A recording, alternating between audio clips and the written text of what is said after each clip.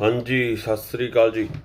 ਇੱਕ ਨਾ ਮੇਰੇ ਮਨ 'ਚ ਖਿਆਲ ਆਇਆ ਵੀ ਜਿਵੇਂ ਸਾਨੂੰ ਪ੍ਰੋਬਲਮਾਂ ਆਉਂਦੀਆਂ ਟਰੱਕ ਕੰਪਨੀ ਚਲਾਉਂਦਿਆਂ, ਕਈ ਵਾਰੀ ਲੋਕੀ ਜਿਹੜੇ ਆ ਚੀਟਿੰਗ ਕਰਨ ਦੀ ਟਰਾਈ ਕਰਦੇ ਆ, ਕਈ ਡਰਾਈਵਰ ਮਾੜੇ ਆ ਜਾਂਦੇ ਆ ਤੇ ਤੰਗ ਕਰਦੇ ਆ, ਬ੍ਰੋਕਰ ਮਾੜਾ ਟੱਕਰ ਜਾਂਦਾ, ਲੋਡ ਦੇ ਪੈਸੇ ਕੱਟਣੇ ਚਾਹੁੰਦਾ ਤੁਹਾਡੇ, ਐਵੇਂ ਦੀਆਂ ਬੜੀਆਂ ਗੱਲਾਂ ਹੁੰਦੀਆਂ। ਟਰੱਕ ਦੇ ਤੁਹਾਡੇ ਰਿਪੇਅਰ ਹੁੰਦੀ ਰੋਡ 'ਤੇ, ਤੁਹਾਨੂੰ ਜਿਹੜੇ ਉਹ ਆ ਵੀ ਰੋਡ ਸਾਈਡ ਰੋਬਰੀ ਲਾ ਲਓ, ਹਾਈਵੇ ਰੋਬਰੀ ਉਹ ਹੁੰਦੀ ਆ ਹੈ ਨਾ, ਵੀ ਤੁਹਾਨੂੰ ਆ ਕੇ ਜ਼ਿਆਦਾ ਪੈਸੇ ਐਵੇਂ ਦੀਆਂ ਬਹੁਤ ਪ੍ਰੋਬਲਮਾਂ ਹੈਗੀਆਂ। ਮੇਰੇ ਕੋਲ ਸਟੋਰੀਜ਼ ਆ ਗਈਆਂ ਵੀ ਰੀਅਲ ਸਟੋਰੀਜ਼ ਨਹੀਂ ਕਹਦੇ, ਰੀਅਲ ਐਕਸਪੀਰੀਅੰਸ, ਲਾਈਫ ਐਕਸਪੀਰੀਅੰਸ ਉਹ ਸ਼ੇਅਰ ਕਰਾਂ ਅਤੇ ਆਪਣੀ ਪਲੇਲਿਸਟ ਬਣਾਵਾਂਗੇ ਆਪਾਂ ਸੀਰੀਜ਼ ਵੀ ਇੱਕ ਇੱਕ ਕਰਕੇ ਇੱਕ ਟੋਪਿਕ ਫੜ ਲਾਂਗੇ ਹੈ ਨਾ। ਅਤੇ ਹੋਰ ਵੀ ਜਿਹੜਾ ਕੋਈ ਇੰਟਰਸਟਡ ਹੋਵੇ ਮੈਨੂੰ ਦੱਸੋ, ਜੇ ਕੋਈ ਹੈਗੇ ਆਪਣੇ ਬੰਦੇ ਆਪਾਂ YouTube 'ਤੇ ਵੀ ਐਵੇਂ ਦਾ ਕਰ ਸਕਦੇ ਹਾਂ, ਨਹੀਂ ਤਾਂ ਮੈਂ ਤਾਂ ਕਰੂੰਗਾ ਨੈਕਸਟ ਵੀਕ ਤੋਂ ਸ਼ੁਰੂ ਕਰ ਦੇਣਾ। Thank you.